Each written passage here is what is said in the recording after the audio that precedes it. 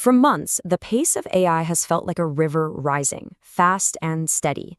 Well, this week, the dam didn't just crack, it completely burst. We've just been hit by a tidal wave of new models, new tools, and new capabilities. And it's giving us a brutally clear picture of where this is all going and just how fast we're going to get there.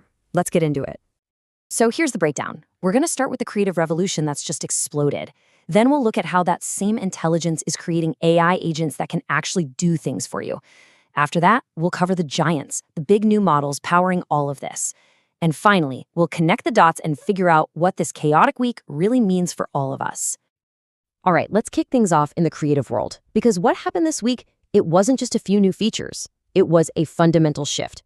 We're talking about a change in speed, in power, and in access that puts tools that were once science fiction into the hands of, well, absolutely everyone. Okay, check this out. This is one of those things that's just magic. We've all been there, right? You try to take a picture through a plane window or a car window, and it's just ruined by glare and reflections. This AI window seat just erases it. But it's not just erasing. Look at the after. It's intelligently rebuilding what's behind the glass. It can even handle raindrops. This isn't a filter anymore. This is computational photography at a whole new level. And that's just cleaning up a photo. This week also gave us tools where you can literally draw a line on a video to tell an object where to move, or change parts of a video just by typing a sentence. Or, and this is a big one, create a complex 3D model from a single flat picture. You can even relight an entire video after you've already shot it. The sheer number of impossible things that just became possible is, frankly, hard to wrap your head around. Now, to really grasp the next part, you have to know a little bit about how this stuff works. Most of these image tools use what's called a diffusion model. Picture this. They start with an image that's just random static, pure noise.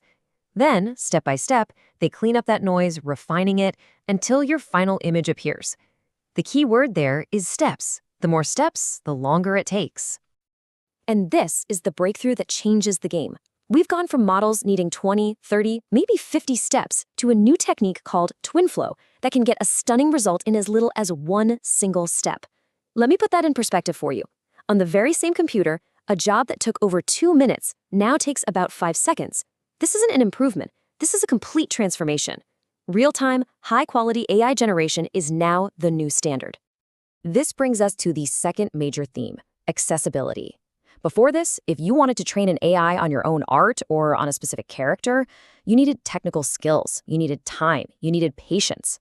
Now, you upload a few pictures, wait about 20 seconds, and you have your own personal AI model ready to go. The barrier to entry has just been completely vaporized. Now, all this speed and power isn't just for making pretty pictures. The very same intelligence is being pointed at a much bigger, much more profound target. We're moving from AI that makes things to AI that does things. I want you to really think about this for a second. Right now, your phone is a tool. You tap, you swipe, you jump between apps to get something done. You are the operator. But what if you could just state your intent and the phone did all of that for you? That is the entire premise behind autonomous AI agents. And this week, we got a very real look at that future. A new project called OpenAutoGM dropped, and it's an open-source AI designed to be an autonomous pilot for your smartphone. It's not just screen scraping. It actually understands what's on the screen and can execute complex tasks across multiple apps, completely on its own. So look at how this plays out. You give it a simple command, find the top-rated cinemas nearby and navigate there by foot.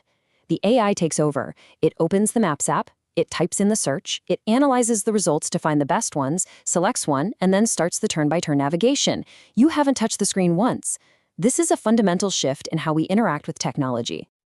Of course, these amazing creative tools and these new autonomous agents, they don't exist in a vacuum. They're all running on top of massive foundational models, the engines built by the titans of the tech industry.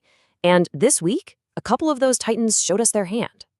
First up, OpenAI quietly released GPT 5.2, and you have to pay very close attention to their wording here. They're not calling it a better chatbot. They specifically call it their most capable model for professional knowledge work.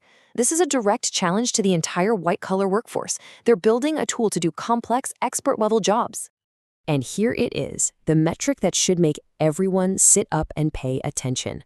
On a set of benchmarks designed to mimic real-world professional tasks, GPT 5.2 didn't just match expert humans, it beat them. I'm going to say that again. For the first time, we have a model that is demonstrably better than human experts at doing their own jobs more than half the time. This is a massive, massive milestone. But it's not a one-horse race. While OpenAI builds its closed proprietary system, a French company called Mistral fired a major shot with DevStral 2. This is a powerful, open-source model designed specifically for agentic coding. Basically, an AI that can work as an autonomous software engineer. And this really sets the stage for the big battle: closed, walled garden AI versus open, community-driven innovation. This quote from an industry analyst really nails it. DevStral 2 is achieving cutting-edge results, but it's a fraction of the size of the behemoth models from companies like OpenAI. That's not just impressive, it shows that the open-source community is innovating in ways the big guys aren't.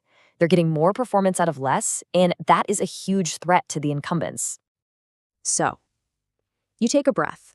You look at this absolute flood of news. What's the real signal in all this noise? Let's pull these different threads together and see the pattern that's forming. When you boil it all down, three massive trends become crystal clear. First, speed and accessibility. The technical and time barriers to using and creating with AI have been completely demolished. Second, the rise of autonomy. We're in the middle of a major shift from AI as a passive chatbot to an active assistant that performs tasks. And third, the open source gap is closing. The innovation happening out in the open is getting so good, so fast, that it's forcing everyone to accelerate. These trends are all pointing in the same direction. We're heading for a future where AI is woven into our lives as a creative partner and a deeply capable personal assistant. The technology is no longer a question of if, but how fast. The tools are here. So the only question that really matters now is the one you have to ask yourself. What will you build first?